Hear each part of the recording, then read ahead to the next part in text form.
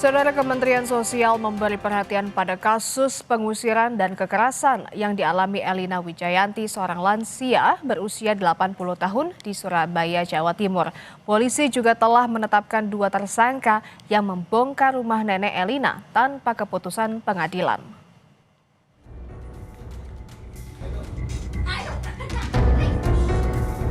Kasus dugaan pengusiran paksa yang menimpa Elina Wijayanti, seorang lansia berusia 80 tahun di Surabaya, Jawa Timur, terus menjadi perhatian publik. Peristiwa ini akhirnya mendapat respons dari Menteri Sosial Saifullah Yusuf atau Gus Ipul. Nenek Elina diduga diusir secara paksa dari rumah yang telah ia huni sejak 2011. Pengusiran itu disertai pembongkaran bangunan tanpa adanya putusan pengadilan. Peristiwa itu memicu keprihatinan luas, terutama terkait perlindungan terhadap kelompok rentan seperti lansia. Mensos menyatakan, setiap persoalan yang menyangkut hak dan perlindungan warga negara, khususnya lansia, harus ditangani sesuai prosedur dan hukum. Ini disampaikan Gus Ipul saat kunjungannya ke Geraha Unesa, Surabaya, Senin kemarin. Gus Ipul juga mengingatkan masyarakat agar tidak mudah terprovokasi dan menyerahkan penanganan kasus ini kepada aparat penegak hukum.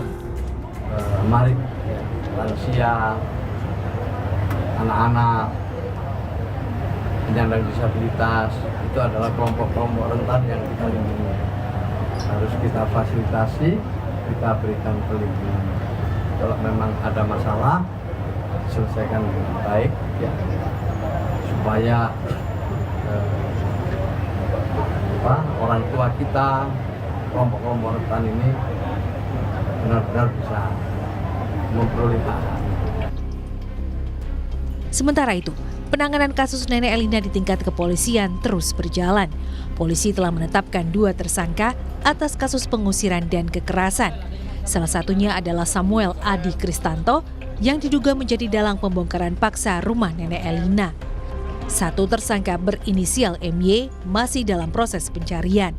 Samuel dilaporkan oleh kuasa hukum nenek Elina atas dugaan pengusiran dan kekerasan yang dilakukan secara bersama-sama. Samuel mengklaim sebagai pemilik sah bangunan, sementara nenek Elina menegaskan tidak pernah menjual rumah ataupun tanah yang ditempatinya. Polisi menyita 1 unit mobil pickup yang diduga digunakan untuk mengangkut barang-barang milik korban saat pengusiran terjadi. Tadi pemeriksaan ahli, kemudian kami juga gelar perkara menetapkan tersangka terhadap 2 orang, yaitu SAK dan MY. Dan kami juga sudah melakukan yang tadi penangkapan terhadap tersangka SAK dan saat ini sedang dalam pemeriksaan. Demikian. Untuk MY sendiri, MY masih tim kami masih di lapangan untuk melakukan penangkapan terhadap MY. Pengusiran dan pembongkaran rumah nenek Elina terjadi pada 6 Agustus 2025. Usai kehilangan tempat tinggalnya, nenek Elina terpaksa pindah ke indekos miliknya di kawasan Balongsari, Surabaya. Sejumlah dokumen penting, termasuk sertifikat rumah dan barang-barang pribadi korban, dilaporkan hilang. Pemerintah melalui Kementerian Sosial memastikan akan memantau penanganan kasus ini sebagai bagian dari komitmen perlindungan terhadap warga lanjut usia dan penegakan hukum yang berkeadilan. Nyoman Deni, Kompas TV, Surabaya, Jawa Timur.